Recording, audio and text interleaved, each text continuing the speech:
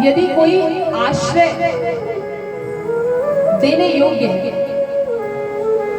तो हमारे ठाकुर जी, पूर्णमदः पूर्णमिदं पूर्णात् पूर्णमुदच्यते पूर्णस्य पूर्णमादाय पूर्णमेवावशिष्यते। यदि हम किसी से परिपूर्ण इंसान से जुड़ेंगे तभी पूर्णता को प्राप्त करेंगे।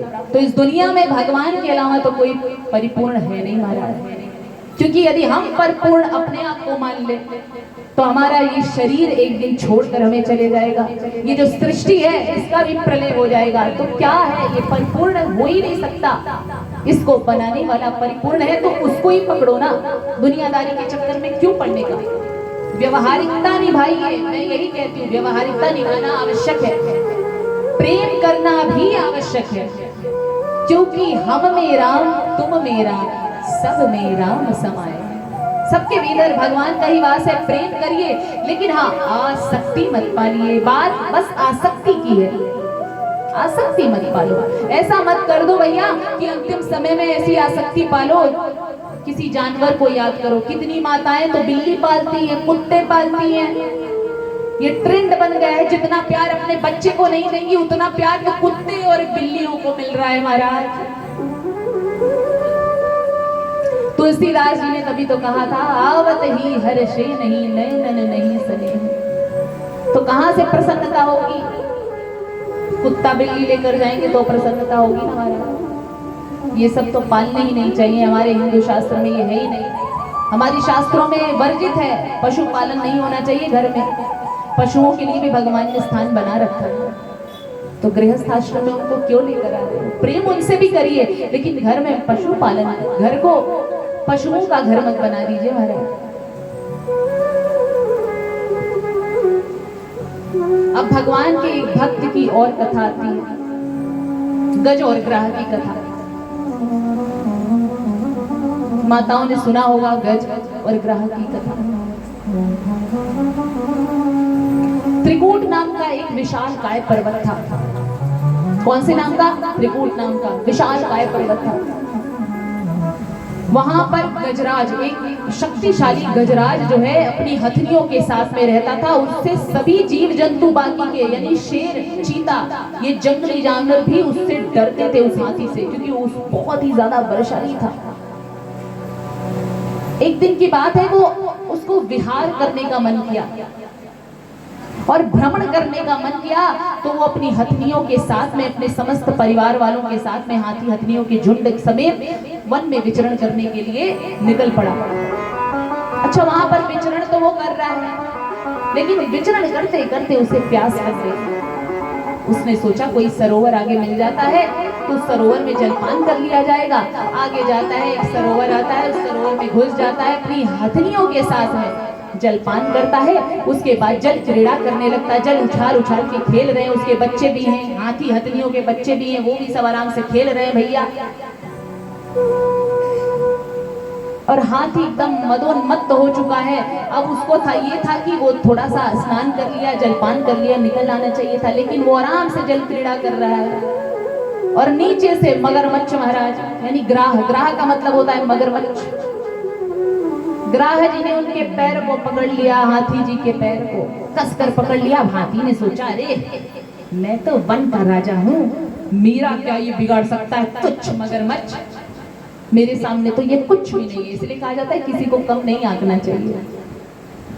तो अब तो उसका समय अनुकूल था, क्योंकि जलचर प्राणी था मगरमच्छ, जल में तो उसकी शक्ति दूनी थी। उसने कसकर पकड़ा है, वो बार बार झटक रहा है लेकिन छुड़ा नहीं पा रहा अपने पैर को। तब हथनियों को बोलता है, अरे देवियों मुझे बचाओ। हथनियां भी अपने पति हाथी को बचाने की कोशिश में लगी हुई है, लेकिन खींच नहीं पा रही है। थोड़ी देर तक तो इंतजार किया, उसके बाद कहती है, महाराज अब हम चले जा रहे हैं, अब आपके चक्कर में पड़ेंगी, हमारे बच्चे भी भूखे रहेंगे। अब कब तक आपके चक्कर है देवियों, आप हमें छोड़ देंगी तो और क्या करेंगी, आपके साथ यहाँ बैठी रहेंगी। अब मगरमच्छ तो आपको छोड़ नहीं रहा है, बचाने की कोशिश कर रहे हैं। अब हम अपना जान तो जोखिम में डालेंगे नहीं, जल पे तो आएंगे नहीं। तब इसी से सोच लो कि अगर आप कितना भी पुत्र प्रेम में आ सकते हो, पति प्रेम में आ सकते हो, कोई संत आ जाए बोले कि आपका पति अमर हो जाएगा यदि आप मर जाए, तो कोई नहीं मरना। मुनाजिम समझेगी कि सब बोलेंगे नहीं नहीं मरा, तुझे तो मेरी आयु चाहिए। एक बुढ़े व्यक्ति से पूछा एक संत ने कि महाराज आप बहुत बूढ़े हो गए हो, आप अपना शरीर चोला त्याग दो, क्या करोगे, 80 साल के डोगरा हो गए हो आप। कहते हैं नहीं नहीं महाराज, मरे तेरा बाप, मैं क्यों मरूं, मैं नहीं मरने वाला हूं।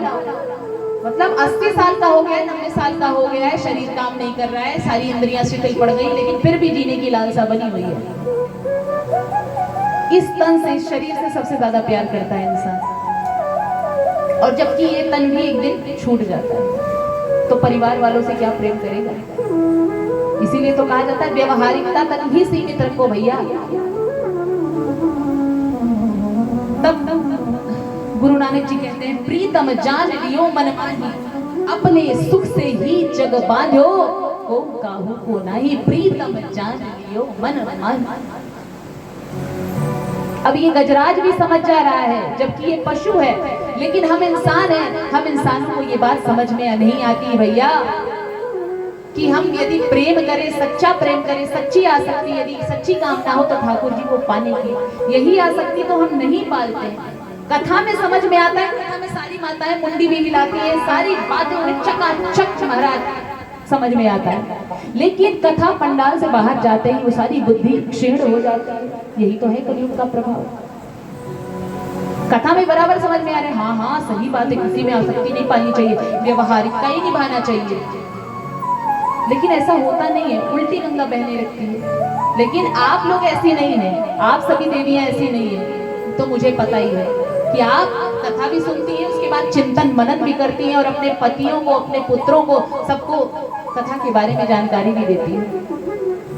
सुख में आनंद सब ही मिल बैठत, रहत चहु दिसि घेरे, विपत पड़ी सब ही संग छाड़त, को नावत नेरे।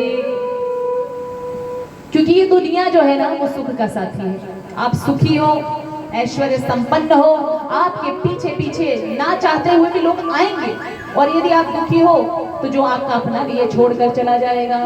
हाथी हथिनियां सारी छोड़कर चली गई अपने पति देव को छोड़ करके। अब वो हाथी पुकार उठा, भगवान का ध्यान कर रहा है कि हे प्रभु आप रक्षा करिए, हे सृष्टि के पालन करता, सृष्टि के रचयिता, पालन करता, संहरण करता, परम पिता पर ब्रह्म परमेश्वर, कोटि कोटि में आपके श्री चरणों में प्रणाम करता हूँ, वंदन करता हूँ। हे प्रभु आप इस दुख से हमें बचाइए, हमें उबारिए, इस ग्राह से मेरा पीछा छुड़ाइए। भगवान तत्काल गरुड़ आरूढ़ होकर आ जाते हैं महाराज, और तुरंत वो एक कमल का पुष्प उखाड़ता है गजराज, और भगवान को समर्पित कर देता है। भगवान को तो भाव ही चाहिए, पत्रम पुष्पम फलम तोयम। भगवान कहते हैं कि मुझे प्रेम से पत्र चढ़ाओ, फूल चढ़ाओ, जल चढ़ाओ, प्रेम है तभी मैं आपका सामान स्वीकार करूंगा, और यदि प्रेम नहीं है तो धन की वर्षा कर दो, सोना चांदी कितना भी चढ़ा दो, मैं इसे स्वीकार करने वाला नहीं हूँ। प्रेम से बोलिए जय जय श्री राधे। आगे क्या होता है, भगवान ने क्या किया, गजराज को पकड़ा, बाहर निकाला। अच्छा, गजराज का पैर किसने पकड़ा है, ग्राह ने, मगरमच्छ ने। मगरमच्छ अपने आप ही बाहर आ गया, क्योंकि पैर तो उसने पकड़ा ही है, तो बाहर आ गया। तो संतों का एक बड़ा सुंदर सा भाव है। क्या भाव है कि भगवान ये दिखाना चाह रहे हैं भैया कि मैं तो अपने भक्तों का कल्याण करता ही करता हूँ, लेकिन मेरे भक्त का जो संग करता है ना, उसका मैं पहले कल्याण कर देता हूँ। बोलिए वृंदावन बिहारी लाल की जय। अब उन्होंने ग्राह का सर जो है चक्र भेदन से काट दिया और गज को मुक्त कर दिया। राजा परीक्षित ने पूछा था सुखदेव जी से कि ऐसे कैसे, गजराज योनि प्राप्त करके भी उसकी भगवान में श्रद्धा भक्ति थी, ऐसे कैसे संभव हो पाया। ठीक है, तो कहे जो गजराज था वो पूर्व जन्म का इंद्रद्युम्न नाम का राजा था। क्या, कौन सा राजा था, इंद्रद्युम्न नाम का राजा था। वो अपने राजपाट में बैठा हुआ था, वहां से अगस्त ऋषि गुजरे। अगस्त ऋषि मुनि पर उसने ध्यान नहीं दिया, तो अगस्त ऋषि ने उसे श्राप दे दिया था कि तू हाथी योनि में जा। और जब अनुनय विनय करने लगा, भगवान मुझे क्षमा करो, तो कहते हैं ठीक है, भगवान तुम्हें इस संकट से अवश्य उबारेंगे। और जो ग्राह है वो पूर्व जन्म का क्या था, हुहू नाम का गंधर्व था। किस नाम का, हुहू नाम का। उसने देवल ऋषि का अपमान कर दिया था, उनका मजाक उड़ाया था। इस वजह से देवल ऋषि ने उसको श्राप दे दिया था, तू जा मगरमच्छ बन जा। तब अनुनय विनय किया तो कहे भगवान मुझे तार देंगे, इसलिए भगवान ने अब ग्राह को भी तारा और गजेंद्र को भी तार दिया। बोलिए भक्तवत्सल भगवान की जय, बोलिए वृंदावन बिहारी लाल की जय।